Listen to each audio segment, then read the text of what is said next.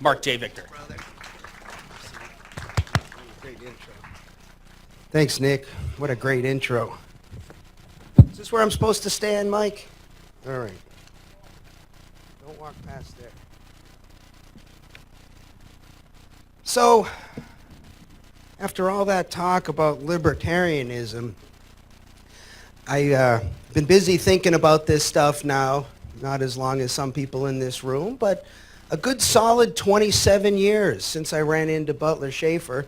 And I wanted to give a talk tonight about something completely in a different direction.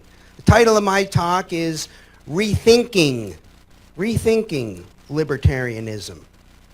So, I turned 50 this past December, and yeah, I'm wearing some glasses now, but I'm feeling pretty good.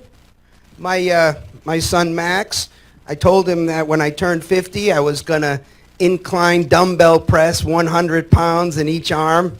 I made that happen, so I'm not feeling too bad. But it's also clear to me that I'm not 20 years old either. And I'm also not feeling set in my ways, which might be a surprise to some people, because I've heard that as people get older, sometimes they feel more and more set in their ways. But I'm actually feeling more open-minded about almost everything. In fact, I can tell you that I actually, some of you aren't going to believe this, but I actually feel really happy when I'm wrong. The reason I feel happy about that is because it's the best opportunity to learn something, right? I mean, either you feel like you know everything, or you feel like you're interested in learning more things. And I'm still very interested in learning more things. I also want to declare that I have absolutely no allegiance to any particular position. I don't have any allegiance. Regarding Donald Trump, okay, fair. Let's be fair. There are some things the guy does that I think are good, and there are some things that the guy does that I think are bad. I don't like him as a person. If my sons grew up to be like Donald Trump, I would feel like I was not a very successful father. Cops. Let's talk about cops for a second. And as I say this, I just left an interview with ABC 15. You guys are going to see something awful. Mike's grinning over there because he knows what it is. Dave Dorn saw it. Am I lying, Dave? I showed Dave a video the other day. I got a video from Glendale Police Department, one of the most egregious police brutality cases you are ever going to see in your entire life. That video, by the way, is going to be shown at 10 o'clock Monday night, Channel 15, ABC 15. It will be the lead story. And almost in an unprecedented way, they're going to run it for about 7 to 8 minutes. And it's part 1. Part 2 is Tuesday night. Part 3 is Wednesday night. It's that bad. I will have that officer's head if it's the last thing I do. But with that said, I don't feel that way about all cops, because it's not true. I can tell you, as a criminal defense lawyer who's been dealing with cops for 25 years, my opinion, to be fair about it, most of them are great. Most of them are really dedicated men and women who are trying hard to do the right thing. Just to be fair. And you can search on the internet and you will find many instances of me defending police officers. Remember that officer up in Flagstaff a couple of years ago punched that woman in the face? We all saw that on video. Yeah, I'm the guy that got him off. And I'm happy about that. How's it going, Brother G? Miss Kate back there? So to be fair, this shouldn't come as a surprise to anybody, but there's good cops and there's bad cops. I feel the same way about global warming. I don't know. I'm not a scientist, but I don't feel like I got to be wed to any particular position. I'm open-minded. I feel the same way about the justice system. We're going to have a discussion up here tomorrow. I'm bringing two friends of mine, Bob McWhirter, who is a progressive, excellent criminal defense lawyer, one of the brighter criminal defense lawyers I have ever met. There's no way I know anything more about the Constitution or American history or our founding fathers than he does. I'm also bringing up Bill Montgomery, hardcore right-wing conservative, and we're going to talk about the justice system. And I'm here to tell you, for the most part, we got a pretty good justice system. No, it's not corrupt. No, not in Arizona. You're not going to pay the judge in Arizona. It's not the way it works. Yes, there may be some isolated cases, but for the most part, we do a pretty good job. Libertarianism and libertarians, I like a lot of what we got to say. Doesn't mean I like all libertarians, and it doesn't mean we got everything right. We don't. We don't even know what everything is. This discussion about anarchy and minarchy, Marc, declare a camp. Which are you, an anarchist? As I've said I was for the last 25 years, I feel no allegiance to that position. That discussion, in my opinion, makes absolutely no sense. We should stop having that discussion. I feel the same way about the government. I don't feel obligated to constantly point out everything the government does wrong. Yeah, they do lots of things wrong. They also do lots of things right. Are we stuck in a certain position, or can we be big enough to be more interested in the truth? I want the correct position, and I'm happy to change my position at any time. And at 50, I can say proudly, I'm rebooting my life. Getting married in May to an awesome woman who's over there somewhere hiding. The love of my life, Dr. A. Thander Wynn. And I'm committed to rethinking everything. I've become a lot more humble. No, I don't know everything. And I damn sure don't know what's best for you. I can tell you that. So I'm rethinking libertarianism. I'm asking myself the question, why am I a libertarian? As I've said, I've been a libertarian for 27 years since law school. I love the non-aggression principle. For those of you who don't know about the non-aggression principle, it's probably the best rule I've ever encountered. It's an awesome rule, and I see no reason to back off of that position. But on the other hand, am I wed to the non-aggression principle, or do I think it's more important to adopt whatever position I think is best? And you know, I've been listening to my liberal and conservative friends, and I have many on both sides. They advocate for what they think is best. In case you haven't noticed, they don't really have a position, right? There's not really a philosophy underlying, that I can see anyways, underlying either of those two parties, if you'll say. But they just they do what they think is best. And like us libertarians, among their ranks are included people who are really smart and really dumb. Just like libertarians, right? We got no shortage of either.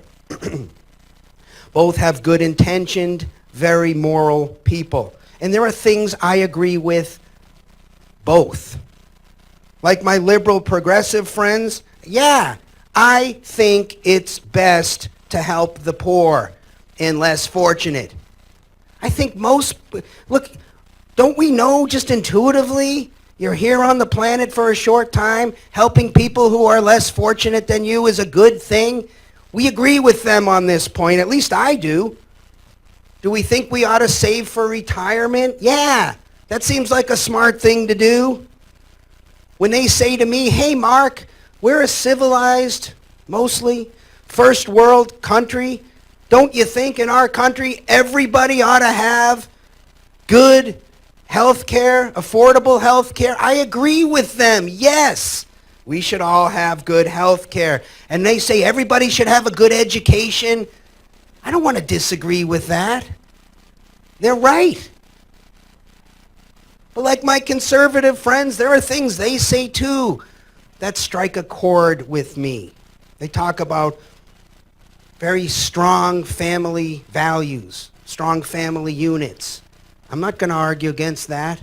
I'm very persuaded by that position. They say they think it's best in the ideal situation to have a mom and a dad. So do I. I think it's best to have a mom and a dad. They promote the old school values. So do I. That's what's gotten me to where I am in life. They're old school values because those are the values that work. Is it reasonable to have a secure border? Yeah. I'm not going to argue against that either. But here's where I'm coming from. I got certain goals for us humans. You can agree or disagree with them. I think we all find ourselves on this planet. None of us know how we got here. We're alive and we're conscious. And none of us know how we got to either of those states either. We are very lucky to have an opportunity to be alive. There are lots of things I'd like to improve while I'm here. I'd like to promote the Enlightenment. What I think is most important is not being a libertarian, is not promoting the non-aggression principle or any particular position. What I think is most important is promoting human flourishing and human happiness. That, to me, that ought to be our goal. That seems like the most important thing. In that regard, there are lots of concepts under that idea, and I agree with all of them. Here's where I'm going. Here's what I think we ought to be wed to. Peace is better than war. Don't you think? Whether you like it or not, freedom, the absence of coercion, is a necessary prerequisite for peace. So if you like peace, you have to necessarily like freedom. I want to raise standards of living for all our fellow human beings. I think you got a right to be generally left alone. If you got property, property rights ought to be respected, right? Victim crimes, you know, those crimes that we libertarians so properly define as violations of the non-aggression principle, we should punish those. We ought to find them when people violate the non-aggression principle and do something about it. We ought to have fair trials. We want them fair to both sides. And I got to say, as a defense attorney, I'm cranky with some of my fellow defense attorneys who appear to take a position that anything that would get closer to an acquittal ought to be the rule. I don't agree with that. Yes, when I'm wearing my defense attorney hat, I got an obligation to advocate for my client. And not only am I going to bring it, I'm going to bring it big as I could bring it. But as a citizen, I feel totally differently. We want to get it right, don't we? We want people who actually violate the non-aggression principle to be found guilty. And then we can figure out what to do with them. I don't want trials that are unfair. I want religious freedom. And I want non-religious freedom, right? Doesn't that make sense for a free society? Said another way, believe whatever the heck you want. Just be peaceful about it. Doesn't that rule make sense? It makes a lot of sense to me. I think the government ought to stay the heck out of it. Is it so hard to say maybe the government ought to remain neutral? I think we ought to have an open society. We got to have free ideas, free speech, free thought, free trade. I want immigration. What do we do on immigration? This seems easy to me.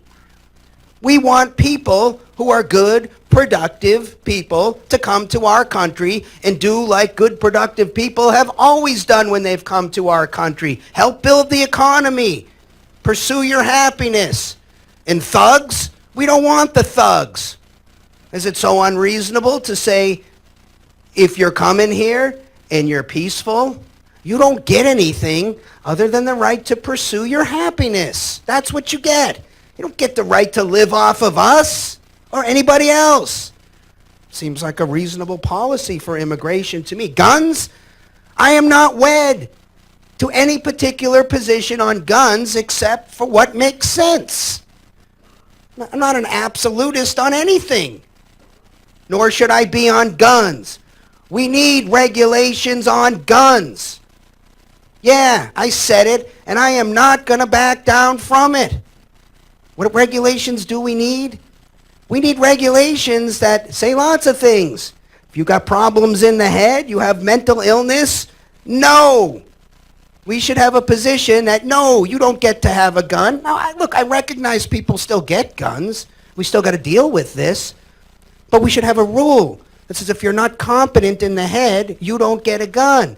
If you're not competent with the gun, you don't know which end the round exits from, no, you shouldn't have a gun. You got a history of violence? Real history? Real violence? No, you shouldn't have a gun. But are you competent in the head? Competent with the weapon? And no reason for us to think you're a violent person? No problem. On what basis would I have anything to say about that? Seems common sense to me. Why are we so stuck in our allegiances, dug in, entrenched, like a bunch of tribal morons? We live in this crazy, ridiculous society where everybody is dug in so deep, we can't even think through simple issues anymore. Oh, what's the Republican position on this? What's the Democrat position? What's the Libertarian position? Can we just work on getting the right position? I think that makes more sense. Don't we want contracts respected and enforced? Don't we think parents ought to be free to raise their kids? I would like a moral, decent society where people opt voluntarily to help their fellow human beings. Our leaders, they ought to inspire us positively to do these things. If you don't agree with my goals, that's fine. We're in disagreement, and I'm happy to be in disagreement with you. The rest of my talk isn't for you. Be happy to talk to you about why we're in disagreement. I'd love to hear from you if you disagree with me on anything I just said. Let's talk it through. You can show me I'm wrong, I will change my mind. But if you do agree with me, well, then the question is simple, I think. What do we do to promote these ideas? Forgetting about what banner it's under for a moment. And I'm here to tell you, libertarianism, it doesn't get us there. It just doesn't. Wouldn't it be nice if we could just simply advocate for the non-aggression principle and that would cover everything? We could be done. It just, life isn't like that. Libertarianism is an incomplete philosophy. It doesn't tell us how to live on the planet. It doesn't address lots of questions. I pointed out that we want fair trials. Well, if you agree with me on that, the non-aggression principle is going to be of no help. What's a fair trial? How many jurors do you get for a fair trial? What are the rules of evidence? Should we let hearsay in or no? What should the exceptions be? There are millions of questions. Who should have the burden of proof? How do we decide these things? I can tell you how we don't decide them. The non-aggression principle is of no help. None. We got to try to get the right rule. The rule that promotes a fair trial. And it's completely disconnected from the non-aggression principle. You like due process? What process is due? You get notice, you get a hearing. Okay, what kind of notice? How much time before the hearing? What's the hearing about? Do you get to cross-examine? There are lots of questions that have nothing to do with the non-aggression principle. Not only that, I don't know if you guys are aware of this, 25 years after graduating from law school, happy to see my brother Maj just walked in. It's good to see you, brother. Who are the Eagles? You know, I'm studying to take the bar exam in Hawaii. So 25 years after law school, here I am with an overview of all things that are American law.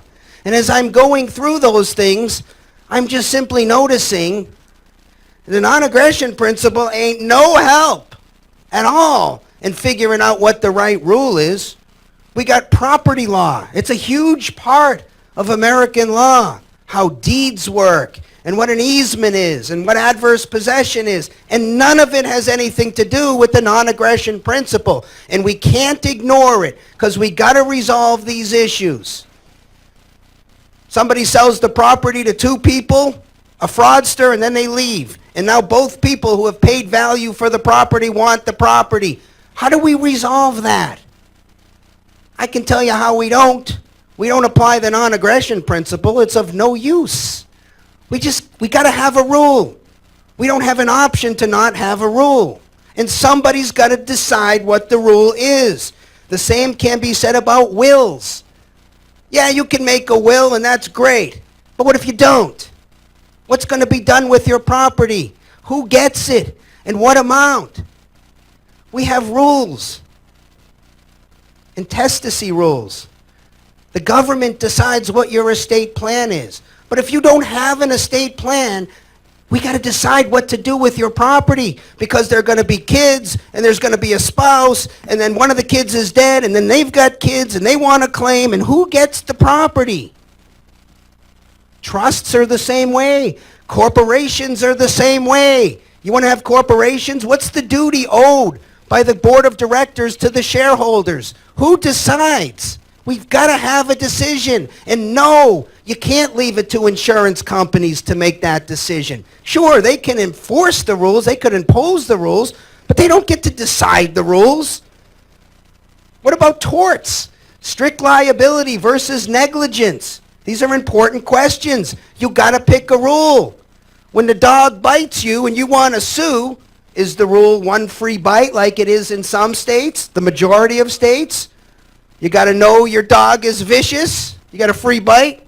Or is the rule like in Arizona, strict liability? Sorry that you didn't know. Sorry that you sent your dog to obedience school. Sorry that you did everything a reasonable person could possibly do to protect guests at your house, but your dog for the first time bit somebody.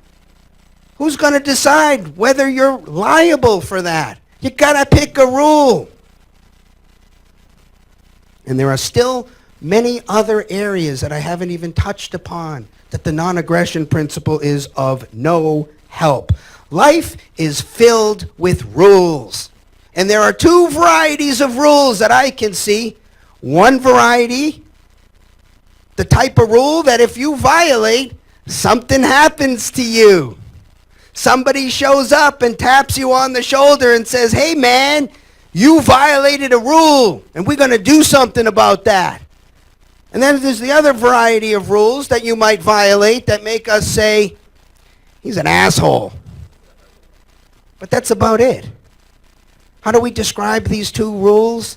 It's something I've been blabbing about now for a long time. I'm not sure why. It seems like people aren't quite understanding this, but there's the legal world. The legal world, that encompasses the rules that somebody is going to do something about it if you violate. That's the legal world. You got to follow those rules or there's a sanction. Like murder, right? Don't kill somebody. If you violate that rule, we're going to do something to you. And then there are other rules. The moral world. Failing to hold the door for an old lady coming through. You're an asshole if you let the door go, right? But nobody's going to do anything to you. It's just you've acted immorally. And figuring out which box, the legal box or the moral box, really encompasses a lot here.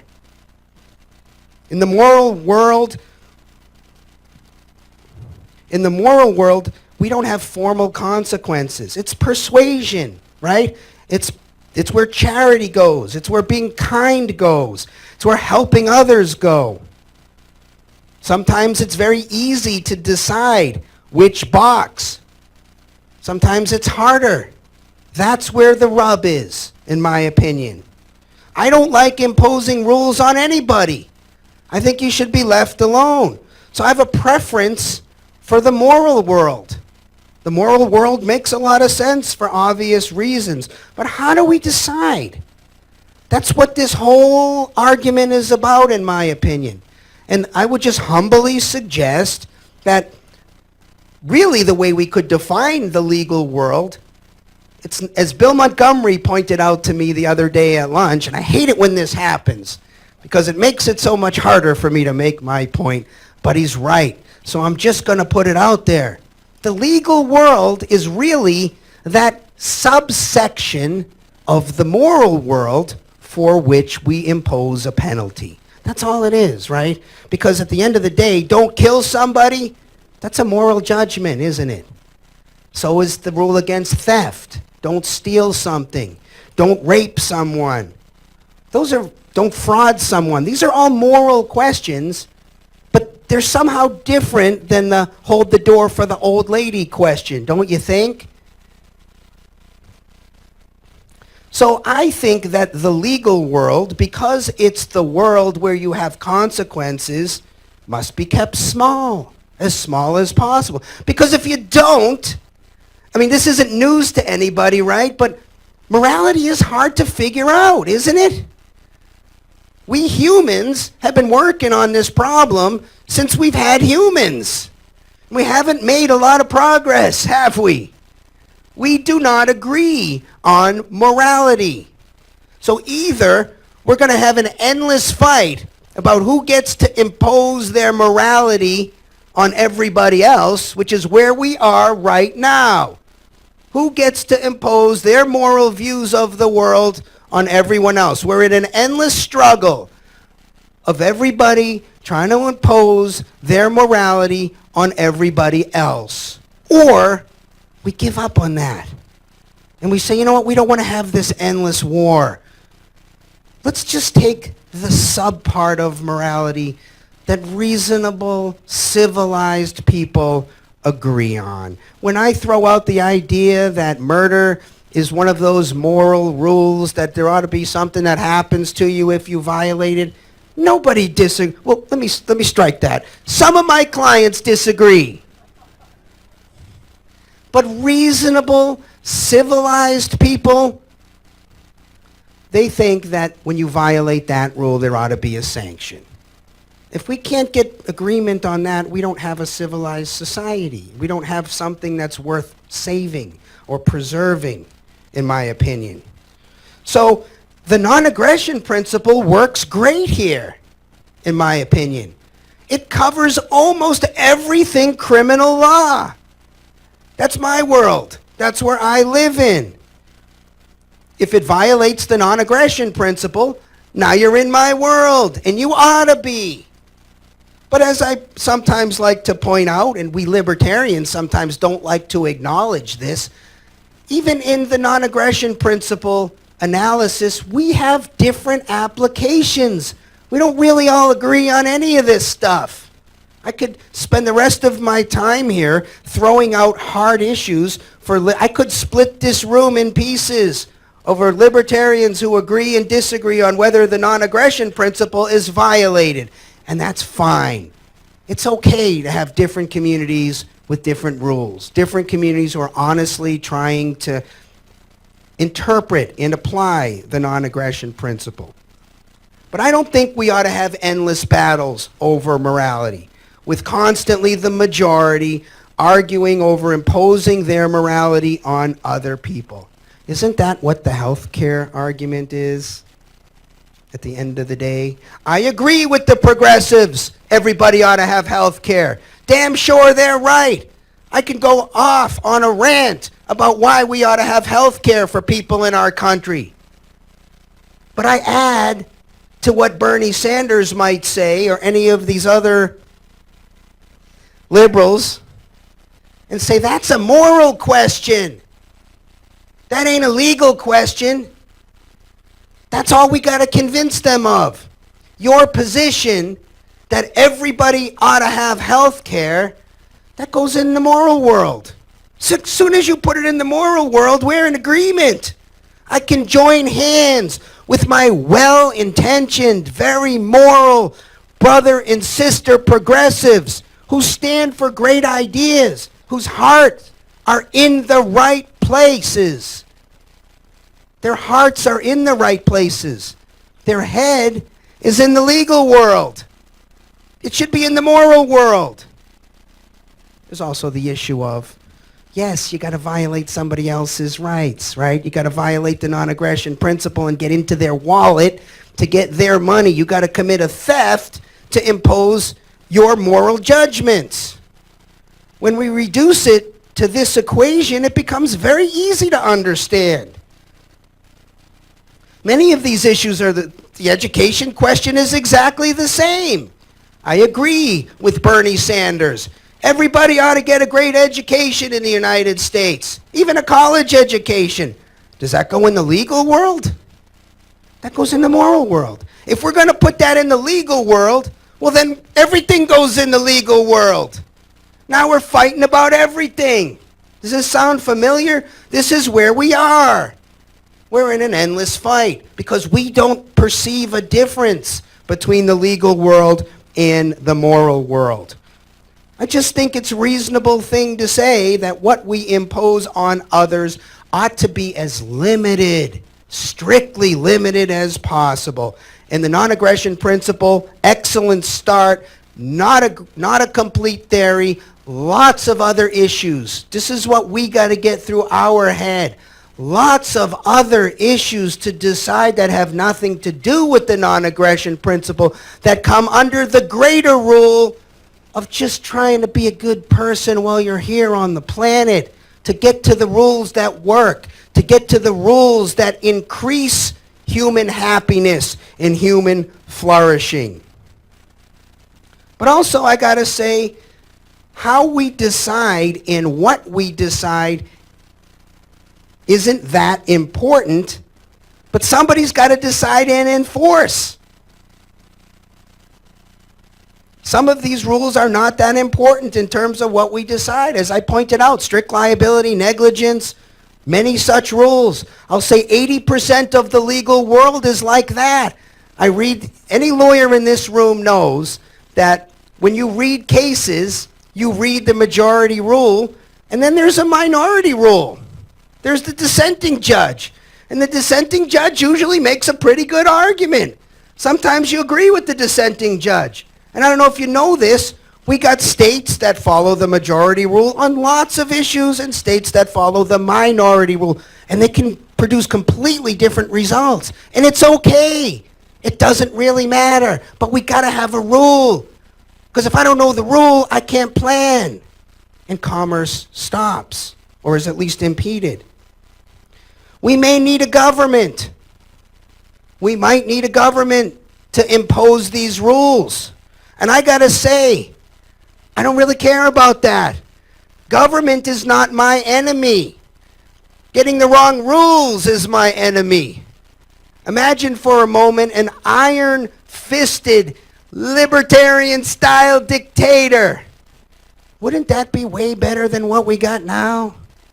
I mean, at the end of the day, a government that rules with an iron fist, but yet has the right rules. All the rules that we care about. The right rules on guns. The right rules on taxes, which incidentally is, theft is a bad thing. We should just be honest about what's going on. Taking someone's money against their will is a theft. It's an easy analysis. We don't have to reach what you're doing with the money. Oh, but the thief is using it for such important purposes. So? I mean, once we identify what's actually going on, it doesn't matter. Well, how are we going to get this or that if the thief doesn't steal? I don't care. Then we do without it. Or we find another way. Because I don't support theft. And neither should you. Theft is not a civilized rule. Theft isn't the kind of rule you can have a civilized society, that you can build a society around. To me, this just seems obvious. So am I going to be anti-government as a blanket statement? No. I'm neither anti-government nor am I pro-government. I'm pro the right rules. I'm pro-human flourishing. That ought to be our position. And so long as there's not a non-aggression principle violation, why would we care? If you could envision a government that did not violate the non-aggression principle, yes, maybe this doesn't comport with our traditional notions of what a government is.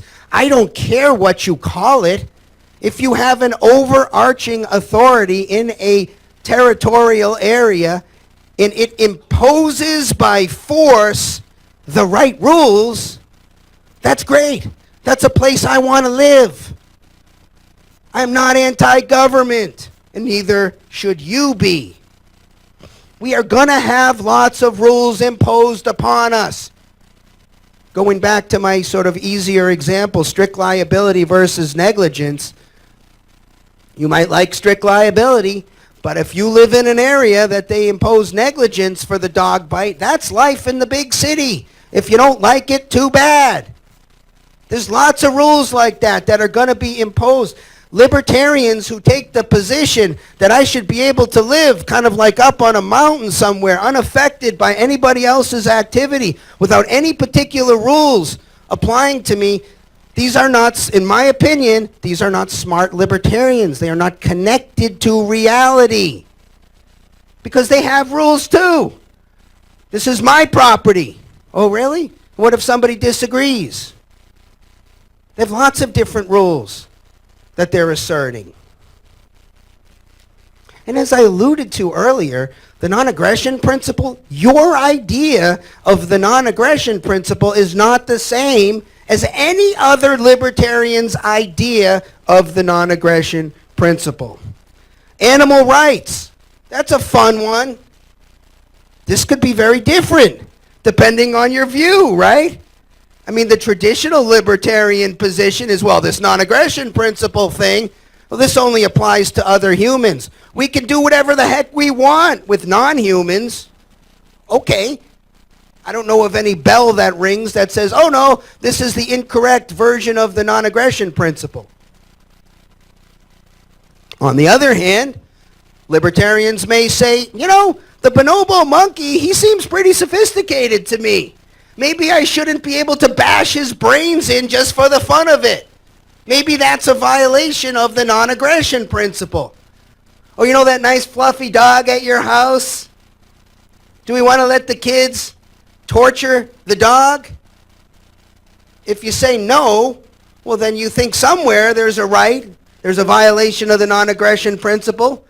There are libertarians among us who think that killing a cow for the fun of eating him, or for the taste of eating him, I should say, is a violation of the non-aggression principle. And I know of no rule anywhere that says that that's wrong.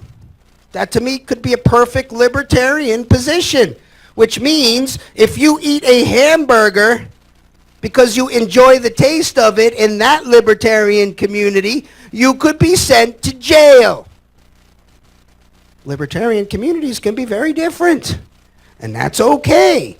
Abortion, I was talking about this one today. This is a hard question. I got some ideas on it. You got some ideas on it. We can both talk about the non-aggression principle and come out completely differently. There are libertarians for life, there are libertarians for choice, and there are libertarians who have a mixed position. And there ain't nobody going to talk them in or out of that. Self-defense? Yeah, you libertarians who think you can live isolated on an island, do you want self-defense? I think you do. We libertarians love self-defense. But as I've lectured on countless occasions regarding self-defense, it's all about one word: reasonableness. That's what it is. It's all about reasonableness. You acted in self-defense? Okay, I can answer that question. If the jury, in your case, decides that considering all the facts and circumstances, what you did was reasonable, well, then you walk. If they determine what you did was unreasonable, well, then you walk into prison. Who's going to decide what reasonable is? Does the libertarian, the crazy libertarian who lives on the 2 acres of property, who takes his AR-15 and blows the head off of the 6-year-old girl who trespasses across his property after the bouncing ball, is he okay? He says, hey, I blew her away because she trespassed, and I thought that was reasonable. She shouldn't trespass. Is that okay? I know of no libertarian reason why that wouldn't be okay, but I damn sure don't think it's okay. Why? Because I think it's unreasonable. Don't we have to decide? Somebody's got to decide what's reasonable. Or we just pretend like we can just decide for ourselves. The guy with the AR-15 who blew away the 6-year-old girl, he decided that was reasonable. I can tell you the 6-year-old girl's parents probably feel differently about that. Now what do? We got to come up with a rule. And then we got to publish the rule so everybody knows what the rule is. I don't care who does that, but it must be done. It has to be done, or we can't have a civilized society. Period. And there may be times, in fact, I'm sure there are. If I had more time, I would lay it out for you. There are times when the right thing to do is to violate the non-aggression principle. We libertarians don't love to talk about this, but it's just us, right? When we sit down and we have these discussions, we can come up with hypotheticals where the right thing to do, the thing that we all want somebody to do, is to violate the non-aggression principle. We don't want that person to be sanctioned. This, I think, can be solved. This is not an insurmountable problem, right? This is why we have jury. To me, this is the real reason for jury nullification. Sure, as Ernie and I were talking about last time we chatted about this, jury nullification is great in a world where the rules are all screwed up, right? Where you can go to jail for smoking a joint.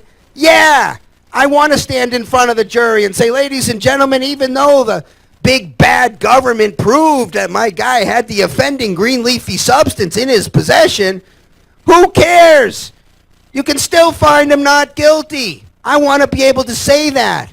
And I need to say that right now because our rules are so screwed up. But what happens when we fix the rules? Do we not need jury nullification anymore? We do. We just need it for a different reason. The reason we need it is because the guy who violates the non-aggression principle under the circumstances that we think it's okay, I want to be able to stand in front of the jury and say, ladies and gentlemen, yes, it's true. My client violated the non-aggression principle and the government proved it beyond a reasonable doubt. But who cares? Let him off. Because it's the right thing to do. That's why we really need jury nullification. I would say, let's try to focus on broader goals. It's not just about being a libertarian. It's about being a good human being. It's about trying to do something good in this quick tick of a time that we're here on the planet. 50 years for me went by like that. Those of you who are 50 or older know that. Those of you who are 40 know how fast 40 went, right?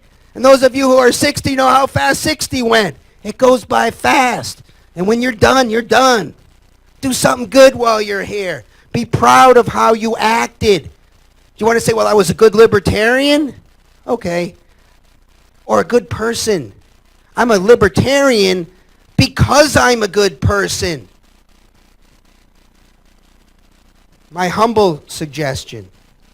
Let's just be the best versions of ourselves. Let's keep reinventing ourselves. Let's be examples. If we're gonna persuade people into our theory, it's just not gonna be because we've got the best intellectual argument. It's gonna be because we've acted appropriately and people say, hey, that group of people, they're onto something. Let's focus on promoting human happiness and human flourishing. Let's recognize that libertarianism is a means, not an end.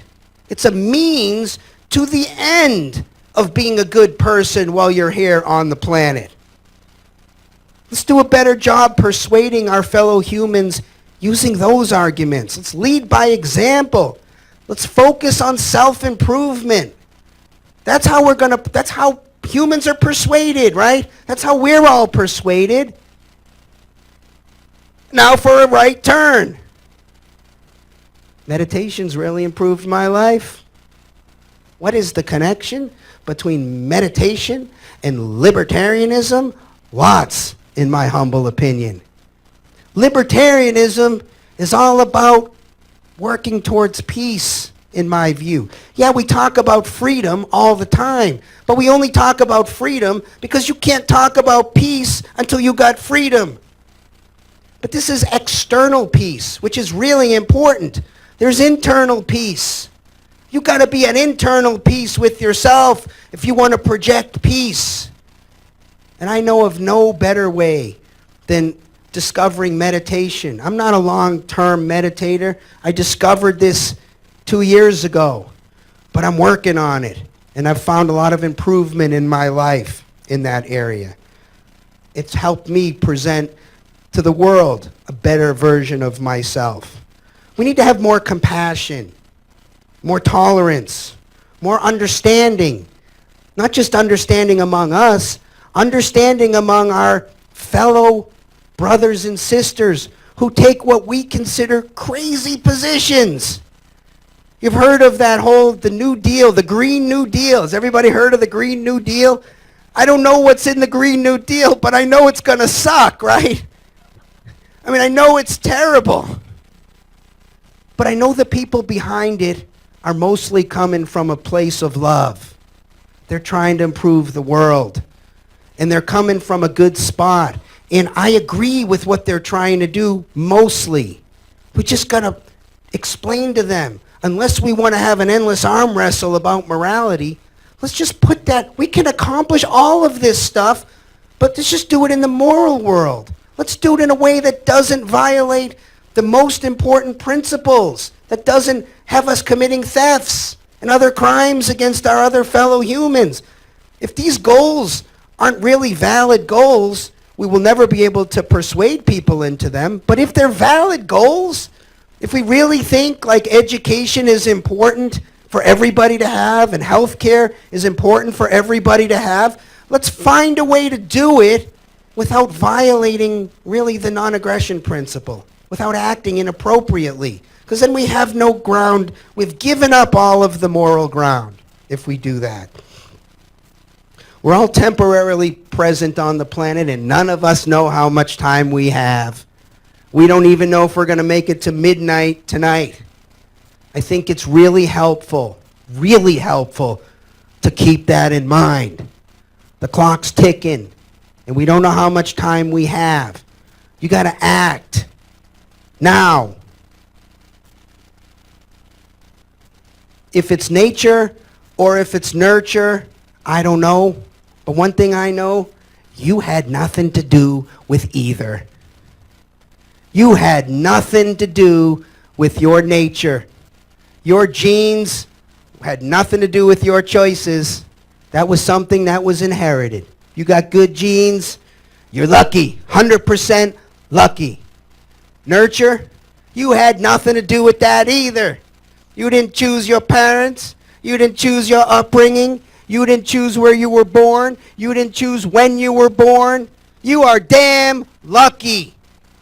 We're all lucky. We are so lucky to have been born in this time. This is the best time ever. There has never been a time to be alive better or even as good as this time right now. And to be fair about it, no, I don't have an American flag strapped to my ass, and there are lots of bad things that this country has done and lots of good things, but this is probably the best damn place to be living.